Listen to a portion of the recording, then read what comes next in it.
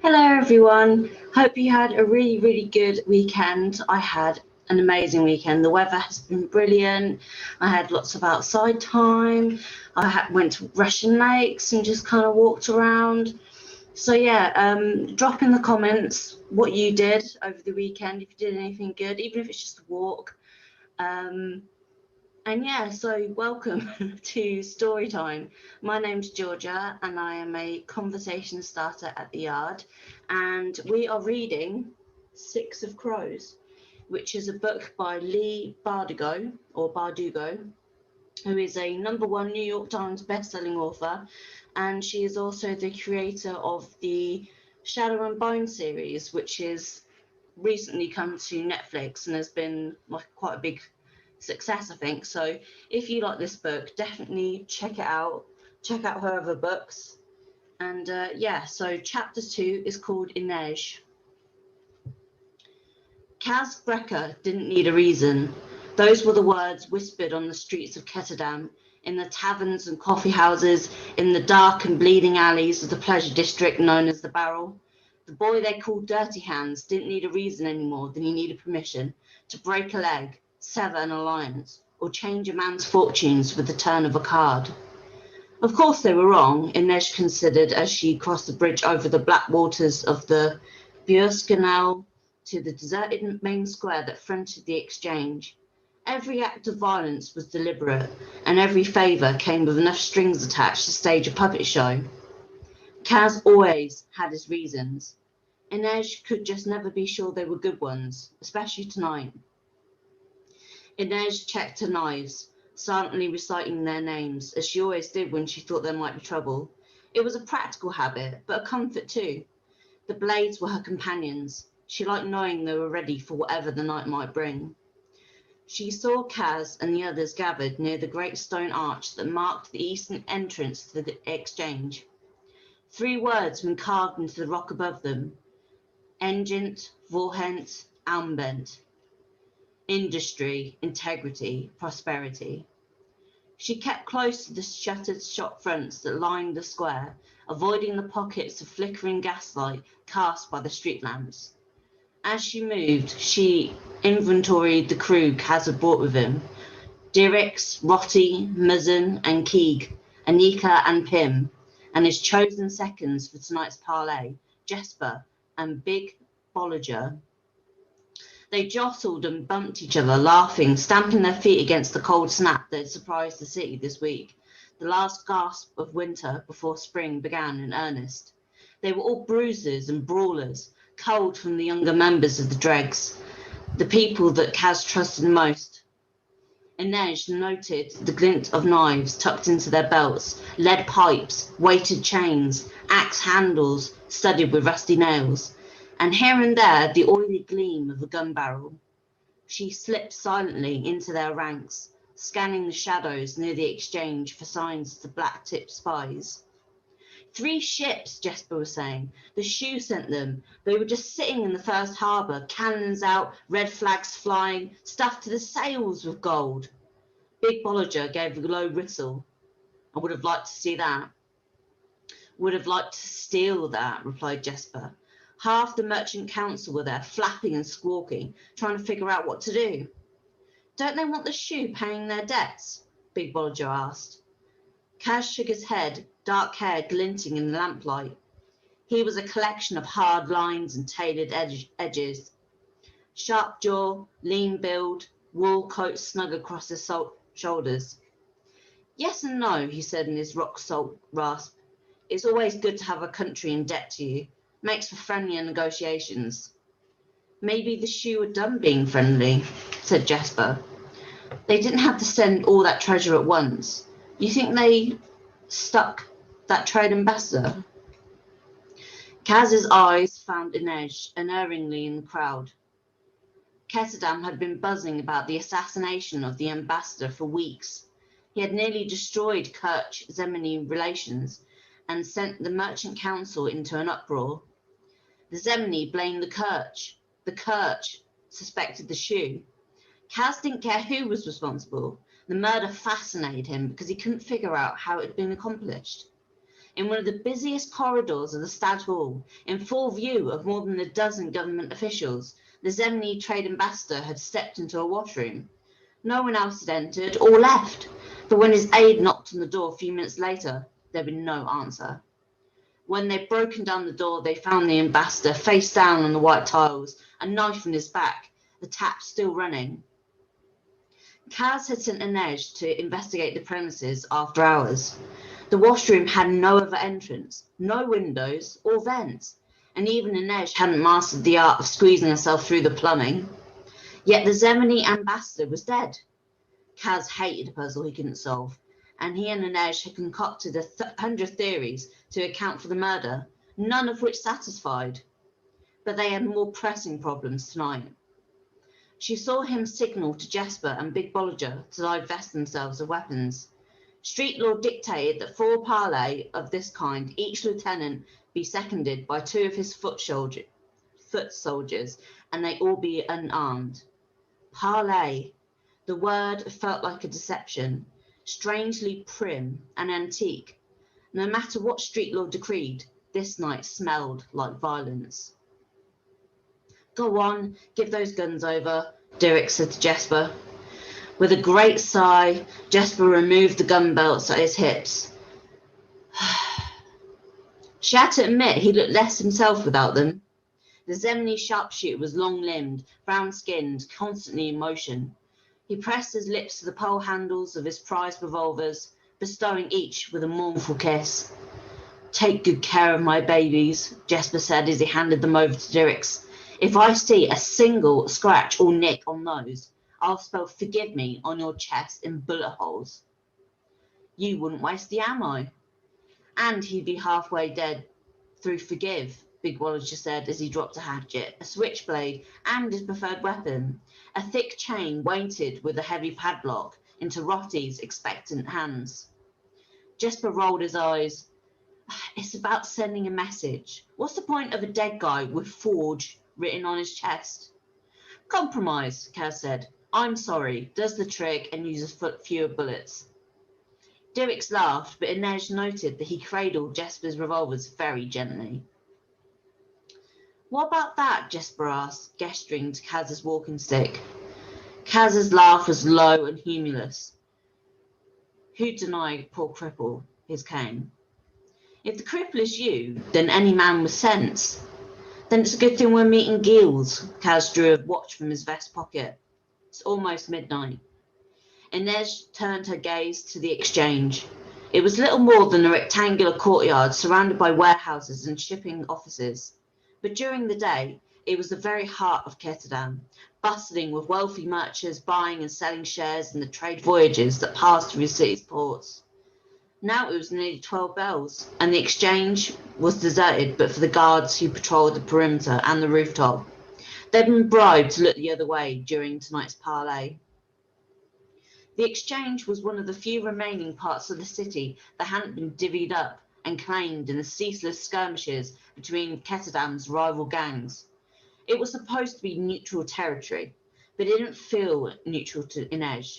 It felt like the hush of the woods before the snare yanks tight and the rabbit starts to scream. It felt like a trap. This is a mistake, she said. Big Bolger started. He hadn't known she was standing there. Inej heard the name the dregs preferred for her whispered among their ranks. The Wraith. Gills is up to something. Of course he is, said Kaz. His voice had the rough, abraded texture of stone against stone. Inej had always wondered if he'd sounded that way as a little boy, if he'd ever been a little boy. Then why come here tonight? Because this is the way Per Haskell wants it. Old man, old ways, Inej thought but didn't say, and she suspected the other dregs were thinking the same thing. He's going to get us all killed, she said. Jesper stretched his long arms overhead and grinned, his teeth white against his dark skin. He had yet to give up his rifle, and the silhouette of it across his back made him resemble a gawky, long-limbed bird. Statistically, he'll probably only get some of us killed. It's not something to joke about, she replied. The look Kaz cast her was amused. She knew how she sounded, stern, fussy, like an old crone making dire pronouncements from her porch. She didn't like it, but she also knew she was right. Besides, old women must know something, or they wouldn't live to gather wrinkles or yell from their front steps. Jasper isn't making a joke, Inej, said Kaz. He's figuring the odds. Big Bollinger cracked his huge knuckles. Well, I've got lager and a skillet of eggs waiting for me at the Cooper room, so I can't be the one to die tonight. Care to place a wager? Jasper asked. I'm not going to bet on my own death. Kaz flipped his hat onto his head and ran his gloved fingers along the brim in a quick salute. Why not, Bollinger? We do it every day. He was right. Inej's debt to Per Haskell meant she gambled her life every time she took on a new job or assignment, every time she left her room at the Slat. Tonight was no different. Kaz struck his walking stick against the cobblestones as the bells from the Church of Barter began to chime. The group fell silent. The time for talk was done. Gills isn't smart, but he's bright enough to be trouble, said Kaz. No matter what you hear, you don't join the fray unless I give the command. Stay sharp. Then he gave Inej a brief nod and stay hidden. No mourners, Jasper said as he tossed his rifle to Rotty. No funerals, the rest of the dregs murmured in reply. Among them, it passed for good luck. Before Inej could melt into the shadows, Kaz tapped her arm with his crow's head cane. Keep a watch on the rooftop guards. Gills might have them in his pocket. Then Inej began, but Kaz was already gone. Inej threw up her hands in frustration. She had 100 questions, but as usual, Kaz was keeping a stranglehold on answers. She jogged towards the canal-facing wall of the exchange. Only the lieutenants and their seconds were allowed to enter during the parley. But just in case the Black Tips got any ideas, the other dregs would be waiting outside the eastern arch with weapons at the ready. She knew Gills would have his crew of heavily armoured Black Tips gathered at the western entrance. Inej would find her own way in. The rules of fair play among the gangs were from Per Haskell's time. Besides, she was the Wraith.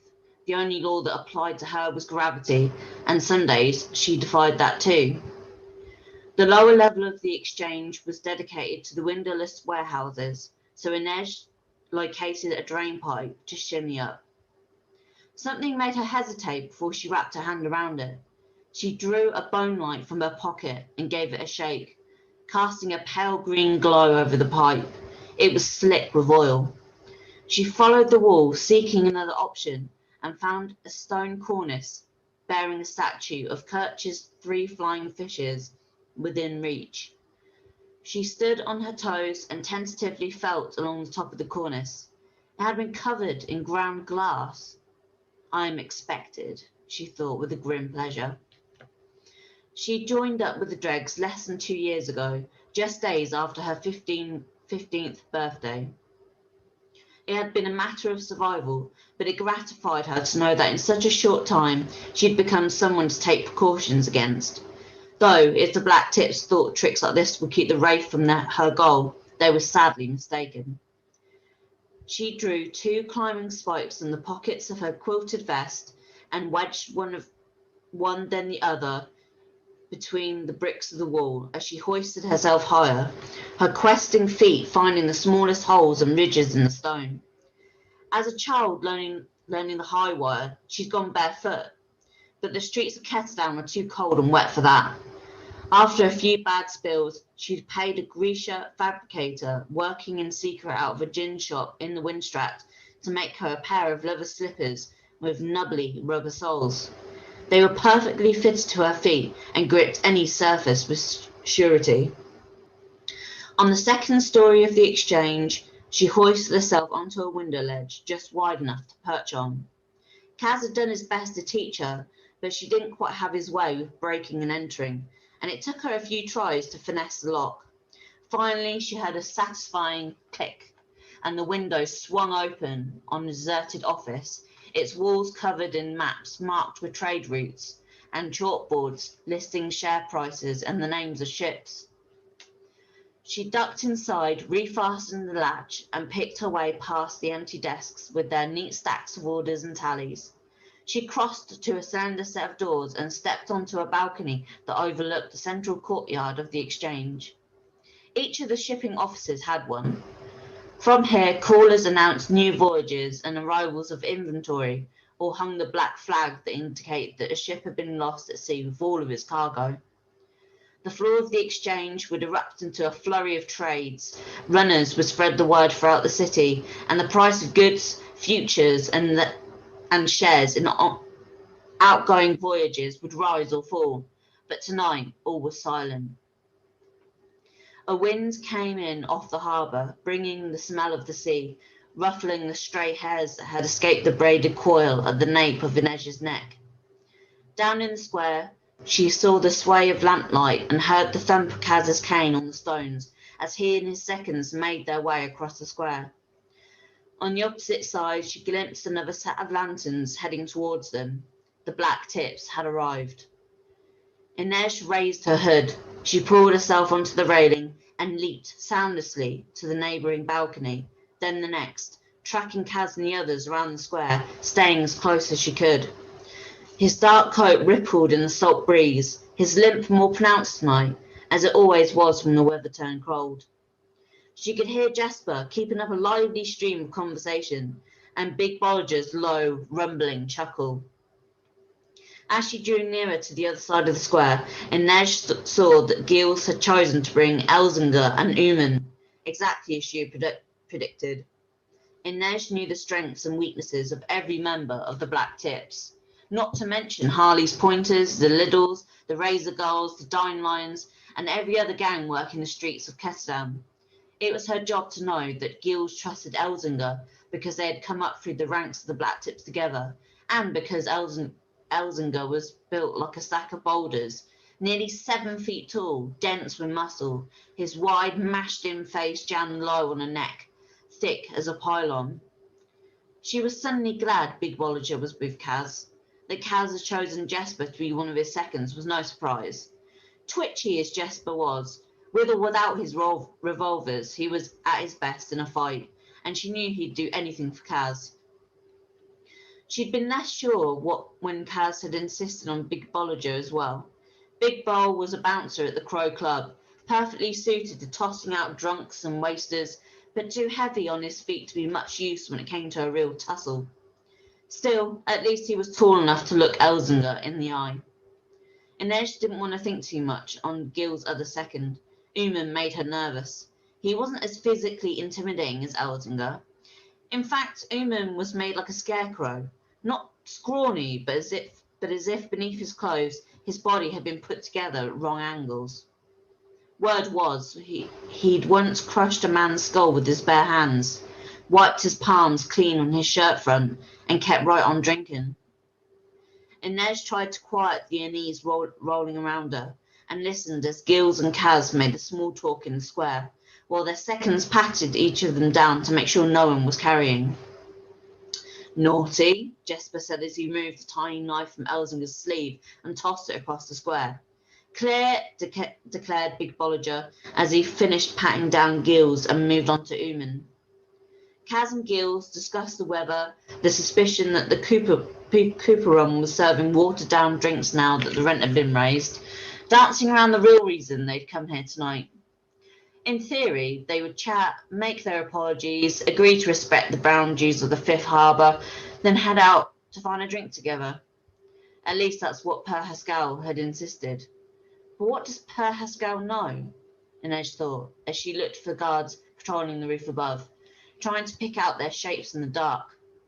Haskell ran the dregs, but these days he preferred to sit in the warmth of his room, drinking lukewarm lager, building model ships, and telling long stories of his exploits to anyone who would listen. He seemed to think territory wars could be settled as they once had been, with a short scuffle and a friendly handshake, but every one of Inez's senses told her that this was not how this was going to play out. Her father would have said the shadows were about their own business tonight. Something bad was going to happen here. Kaz stood with both gloved hands rested on the carved crow's head of his cane. He looked totally at ease, his narrow face obscured by the brim of his hat. Most gang members in the barrel loved flash, gaudy waistcoats, watch fobs studded with false gems, trousers in every print and pattern imaginable.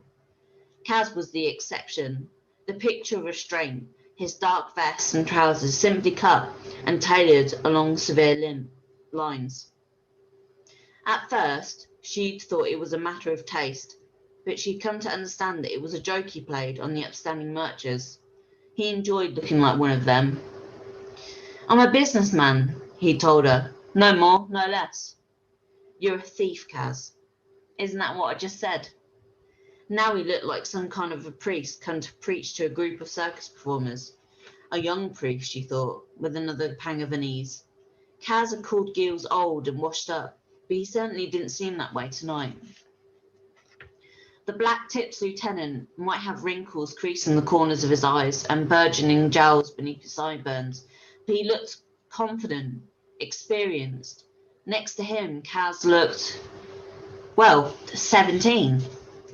Let's be fair, yeah. All we want is a bit more scrub, Giles said, tapping the mirrored buttons of his lime green waistcoat. It's not fair for you to cull every spend-happy tourist stepping off a pleasure boat at Fifth Harbour. Fifth Harbour is ours, Giles, Kaz replied. The dregs get first crack at the pigeons who come looking for a little fun. Giles shook his head. You're a young one, Brecker, he said with an indulgent laugh. Maybe you don't understand how these things work. The harbours belong to the city, and we have as much right to them as anyone. We've all got a living to make. Technically, that was true, but Fifth Harbour had been useless and all but abandoned by the city when Kaz had taken it over. He'd had it dredged, then built out the docks and the quay, and he'd had to mortgage the Crow Club to do it. Per Haskell had railed at him and called him a fool for the expense, but eventually he'd relented. According to Kaz, the old man's exact words had been, "Take all that rope and hang yourself." But the endeavour had paid for itself in less than a year. Now, Fifth Harbour offered berths to merchant ships, as well as boats from all over the world carrying tourists and soldiers eager to see the sights and sample the pleasures of Ketterdam. The dregs got first try at all of them, steering them and their wallets into brothels, taverns, and gambling dens owned by the gang. Fifth Harbour made the old man very rich and cemented the dregs as real players on the barrel in a way that not even the success of the Crow Club had. But with all the profit came unwanted attention. Giles and the Black Tips had been making trouble for the dregs all year, encroaching on Fifth Harbour, picking off pigeons that weren't rightfully theirs. Fifth Harbour is ours, Kaz repeated. It isn't up for negotiation. You're cutting into our traffic from the docks, and you intercepted a shipment of Gerda that should have been docked 2 nights ago. Don't know what you're talking about. I know it comes easy, Giles, but try not to play dumb with me. Giles took a step forwards. Jesper and Big Bollinger tensed. Quit flexing, boy, Giles said. We all know the old man doesn't have the stomach for a real brawl. Kaz's laugh was dry as the rustle of dead leaves. But I'm the one at your table, Giles, and I'm not here for a taste. You want your war? I'll make sure you eat your fill. And what if you're not around, Brecker? Everyone knows that you're the spine of Haskell's operation. Snap it, and the dregs collapse. Jesper snorted. Stomach, spine. What's next, spleen? Shut it, Ooman snarled. The rules of parley dictated that only the lieutenants could speak once the negotiations had begun. Jesper mouthed sorry and elaborately pantomimed, locking his lips shut. I'm fairly sure you're threatening me, Giles, Kaz said, but I want to make certain before I decide what I'm going to do about it. Sure of yourself, aren't you, Becca? Myself and nothing else. Giles burst out laughing and elbowed Ooman. Listen to this cocky little piece of crap. Brecker, you don't even own these streets. Kids like you are fleas. A new crop of you turns up every few years to annoy your betters until a big dog decides to scratch. And let me tell you, I'm about tired of the itch. He crossed his arms, pleasure rolling off of him in smug waves. What if I told you there are 2 guards with city-issue rifles pointing at you and your boys right now? Inej's stomach dropped. Was that what Kaz had meant when he said that Giles might have guards in his pocket? Kaz glanced up at the roof. Hiring city guards to do your killing? I'd say that's an expensive proposition for a gang like the Black Tips. I'm not sure I believe your coffers could support it. Inej climbed onto the railing and launched herself from the safety of the balcony, heading for the roof. If they survived the night, she was going to kill Kaz. There were always 2 guards from the Stad Watch posted on the roof of the exchange. A free Kruger from the Dregs and the Black Tips had ensured that they wouldn't interfere with the parley, a common enough transaction, but Gills was implying something very different. Had he managed to bribe the city guards to play sniper for him? If so, the Dregs' odds of surviving the night had just dwindled to a knife's point. Like most of the buildings in Ketterdam, the exchange had a sharply gabled roof to keep off heavy rain, so the guards patrolled the rooftop via a narrow walkway that overlooked the courtyard. Inej ignored it. It was easier going, but it would leave her too exposed. Instead, she scaled halfway up the slick roof tiles and started crawling, her body tilted at a precarious angle, moving like a spider as she kept one eye on the guard's walkway and one ear on the conversation below. Maybe Gills was bluffing, or maybe the 2 guards were hunched over the railing right now, with Kaz or Jesper or Big Bolliger in their sights. Took some doing, Gills admitted. We're a small operation right now and the city guards don't come cheap. We'll be worth it for the prize. That being me, that being you. I'm flattered. The Dregs won't last a week without you. I'd give them a month on sheer momentum. The thought rattled noisily in Inej's head. If Kaz was gone, would I stay? Or would I skip out on my debt? Take my chances with Per Haskell's enforcers? If she didn't move faster, she may well find out. Smug little slum rat, Gills laughed. I can't wait to wipe that look off your face. So do it, Kaz said. Inej risked a look down. His voice had changed, all humour gone. Should I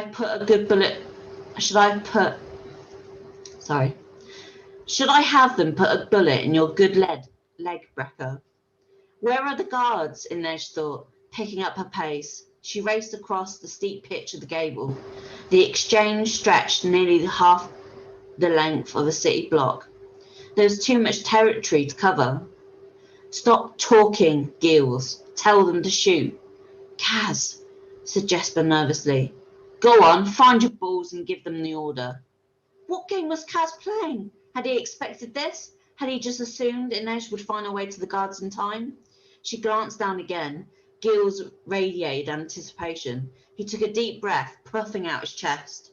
Inej's steps faltered, and she had to fight not to go sliding straight off the edge of the roof. He's going to do it. I'm going to watch Kaz die. Fire! Gills shouted. A gunshot split the air. Big Bolliger let loose a cry and crumpled to the ground.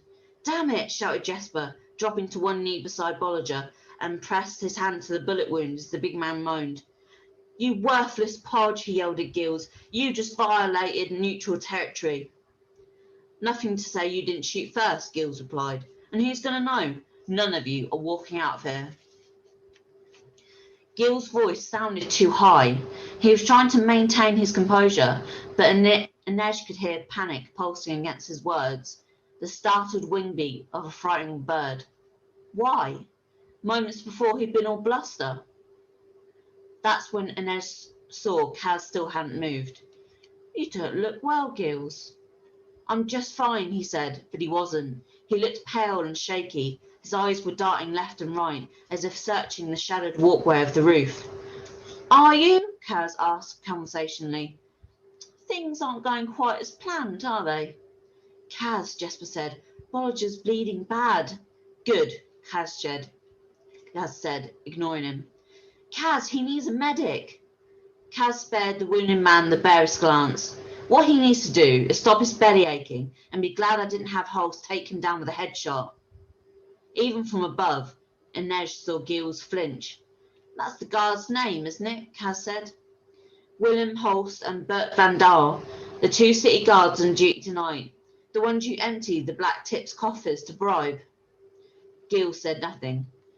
Willem Holst, Kaz said loudly, his voice floating up to the roof, likes to gamble almost as much as Jasper does, and so your money had a lot of appeal. But Holst has much bigger problems. Let's call them urges. I won't go into detail. A secret's not like a coin. It doesn't keep its value in the spending. You'll just have to trust me when I say this one would even turn your stomach. Isn't that right, Holst? The response was another gunshot. It struck the cobblestones near Gil's feet. Gills released a shocked bleat and sprang back. This time Inej had a better chance to track the origin of the gunfire. The shot had come from somewhere near the west side of the building. If Holst was there, that meant that the other guard, Bert van Dahl, would be on the east side. Had Kaz managed to neutralise him too, or was he counting on her? She sped over the gables. Just shoot him, Holst, Gills bellowed, desperation soaring in his voice. Shoot him in the head! Gaz snorted in disgust. Do you really think that secret would die with me? Go on, Holst, he called. Put a bullet in my skull. There will be messages sprinting up to your wife and your watch captain's door before I hit the ground. No shot came. How? Gil said bitterly. How did you even know who would be on duty tonight? I had to pay through the gills to get that roster. You couldn't have outbid me. Let's say my currency carries more sway. Money is money. I trade in information, Gills. The things men do when they think no one is looking. Shame holds more value than coin ever can. He was grandstanding. Inej saw that, buying her time as she leaped over the slate shingles. Are you worried about the second guard? Good old Bert van Dahl? Kaz asked. Maybe he's up there right now, wondering what he should do. Shoot me, shoot Holst, or maybe I got to him too, and he's getting ready to blow a hole in your chest, Gills. He leaned in, as if he and Gills were sharing a secret. Why not give Van Dahl the order and find out? Gills opened and closed his mouth like a carp, then bellowed, Van Dahl! Just as Van Dahl parted his lips to answer, Inej slipped up behind him and placed a blade to his throat. She'd barely had time to pick out the shadow and slide down the roof tiles. Saints, Kaz liked to cut it close. Shh, she whispered in Van Dahl's ear. She gave him a tiny jab in the side so he could feel the point of her second dagger pressed against his kidney. Please, he whined. I like it when men beg, she said, but this isn't the time for it. Below, she could see Gil's chest rising and falling with panicked breaths. Van Dahl! He shouted again. There was rage on his face when he turned back to Kaz. Always one step ahead, aren't you? Gills, when it comes to you, I'd say I have a running start. But Gills just smiled, a tiny smile, tight and satisfied. A victor's smile. Inej realised with fresh fear. 1 second, I'm going to have a little drink.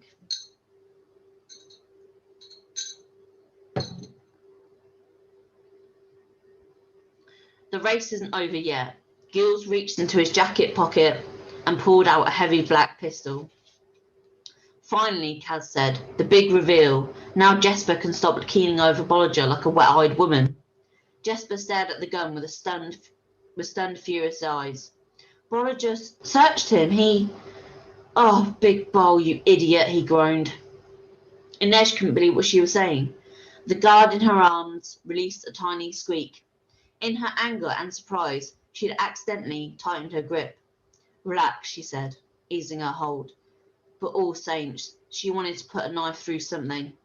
Big Bollinger had been the one to pat down Gills. There was no way he would have missed the pistol.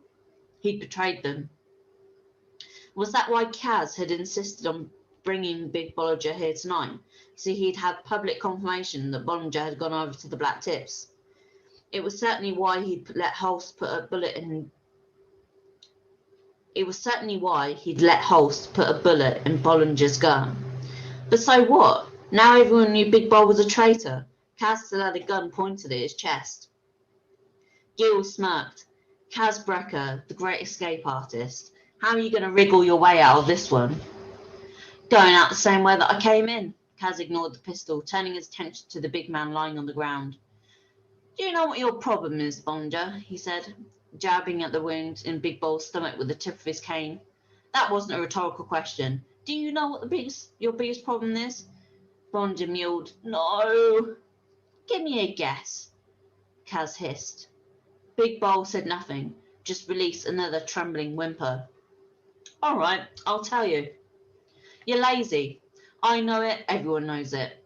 So I had to ask myself why my laziest bouncer was getting up early twice a week to walk 2 extra miles to Silla Fries for breakfast, especially when the eggs are so much better at the Cooperon. Big Bold becomes an early riser. The black tips start throwing their weight around the Fifth Harbour and then intercept our biggest shipment of Jerda. It wasn't a tough connection to make. He sighed and said to Gills, "This is what happens when stupid people start making big plans, yeah?" Doesn't matter much now, does it? Replied Gills.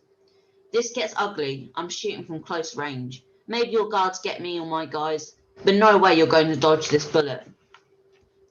Kaz stepped onto the barrel of the gun so that it was pressed directly against his chest. No way at all, Gills. You think I won't do it? Oh, I think you'll do it gladly, with a song in your black heart. But you won't, not tonight. Gil's finger twitched on the trigger. Kaz, Jesper said, this whole shoot me thing is starting to concern me. Ooman didn't bother to object to Whisper mouthing off this time. One man was down. Neutral territory had been violated. The sharp tang of gunpowder already hung in the air, and along with it a question, unspoken in the quiet, as if the Reaper himself had awaited the answer. How much blood will be shed tonight? In the distance, a siren wailed. 19 burst at, Kaz said. Gills had been shifting slightly from one foot to another. Now he went very still. That's your girl's address, isn't it, Gills? Gills swallowed. Don't have a girl. Oh, yes, you do, crooned Kaz. She's pretty too. Well, pretty enough for a fink like you. Seems sweet, you love her, don't you? Even from the rooftop, Inej could see the sheen of sweat on Gil's waxen face. Of course you do. No one that fine should have looked twice at a barrel scum like you. But she's different. She finds you charming. Sure sign of madness, if you ask me. But love is strange that way. Does she like to rest her pretty head on your shoulder? Listen to you talk about your day? Gills looked at Kaz as if he was finally seeing him for the first time. The boy he'd been talking to had been cocky, reckless, easily amused, but not frightening, not really. Now the monster was here, dead-eyed and unafraid. Kaz Brecker was gone, and Dirty Hands had come to see the rough work done. She lives at 19 Burstrat, Kaz said in his gravelly rasp, 3 floors up, geraniums in the window boxes, and there are 2 dregs waiting outside her door right now. And if I don't walk out of here whole and feeling righteous, they will set that place alight from floor to rooftop. It will go up in seconds, burning from both ends, with poor Elise trapped in the middle. Her blonde hair will catch first, like the wick of a candle. You're bluffing, said Gills, but his pistol hand was trembling. Kaz lifted his head and inhaled deeply. Getting late now. You heard the siren. I smell the harbour on the wind. Sea and salt and maybe... Is that smoke I smell too? There was pleasure in his voice. Oh, saints, Kaz, Inej thought miserably. What have you done now?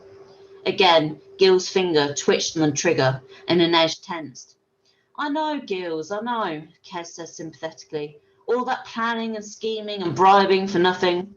That's what you're thinking right now. How bad would it feel to walk home knowing what you've lost? How angry your boss is going to be when you show up empty-handed and that much poorer for it? How satisfying would it be to put a bullet in my heart? You could do it. Pull the trigger. We can all go down together. They could take our bodies out to the Reaper's barge for burning like all the paupers go. Or you could take your blow to your pride, go back to the Burstrat, lay your head in your girl's lap, fall asleep still breathing, and dream of revenge. It's up to you, Gills. Do we all get to go home tonight? Gills searched Kaz's gaze, and whatever he saw there made his shoulders sag. Inej was surprised to feel a pang of pity for him. He'd walked up to this place buoyed on bravado, a survivor, a champion of the barrel. He'd leave as another victim of Kaz Brecker. You'll get what's coming to you someday, Brecker. I will, said Kaz, and if there's any justice in the world, and we'll all know how likely that is. Gills let his arms drop. The pistol hung uselessly by his side. Kaz stepped back, brushing the front of his shirt where the gun barrel had rested. Go and tell your general to keep the black tips out of Fifth Harbour and what we that we expect him to make amends for the shipment of Gerda we lost, plus 5% for drawing steel on neutral ground, and 5% more for being such a spectacular bunch of arses. Then Kaz's cane swung in a sharp arc. Gil screamed as his wrist bones shattered. The gun clattered to the paving stones. "I stood down!" cried Gilles, cradling his hand. "I stood down! You draw on me again, I'll break both your wrists, and you'll have to hire someone to help you to take the piss." Kaz tipped the brim of his hat up with the head of his cane. "Or maybe you can get that lovely Elise to do it for you." Kaz crouched down beside Bollinger. The big man whimpered. "Look at me, Bollinger. Assuming you don't bleed to death tonight, you have until sunset tomorrow to get out of Ketterdam. I hear you're anywhere near the city limits, and they'll find you stuffed in a keg at Silla's Fry." Then he looked at Gilles. "You help Bollinger, or I find out he's running with the black tips. Don't think I won't come after you." "Please, Kaz," moaned Bollinger. "You had a home, and you put a wrecking ball through the front door, Bollinger.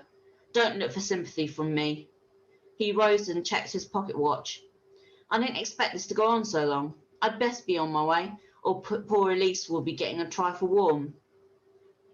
Gilles shook his head. "There's something wrong with you, Brecker. I don't know what you are, but you're not made right." Kaz cocked his head to one side. "You're from the suburbs, aren't you, Gilles? Came to the city to try your luck?" He smoothed his lapel with one gloved hand. "Well, I'm the kind of bastard they only manufacture in the barrel."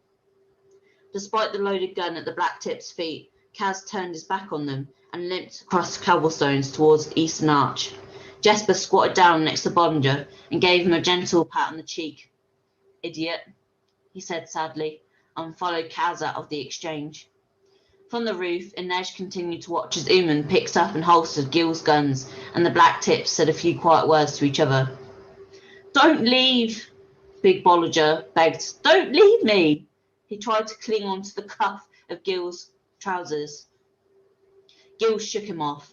They left him curled on his side, leaking blood onto the cobblestones. Inej plucked Van Dahl's rifle from his hands before she released him. "Go home," she told the guard. He cast a single terrified glance over his shoulder and sprinted off down the walkway. Far below, Big Boller started trying to drag himself across the floor of the exchange. He might be stupid enough to cross Kaz Brecker, but he'd survived this long in the barrel, and that took will. He might make it. "Help him," a voice inside her said. Until a few moments ago, he'd been her brother in arms. It seemed wrong to leave him alone. She could go to him, offer to put him out of his misery quickly, hold his hand as he passed. She could fetch a medic to save him. Instead, she spoke a quick prayer in the language of her saints and began the steep climb down the outer wall. Inej pitied the boy who might die alone with no one to comfort him in his last hours, or who might live and spend his life as an exile. But the night's work wasn't over yet, and the Wraith didn't have time for traitors. So that was chapter 2 of Six of Crows. The next chapter is called Kaz, so that'll be probably focused on the young man that we've just seen here in the harbour. If you enjoyed it, please give us a like, please comment below, and we will see you again next week.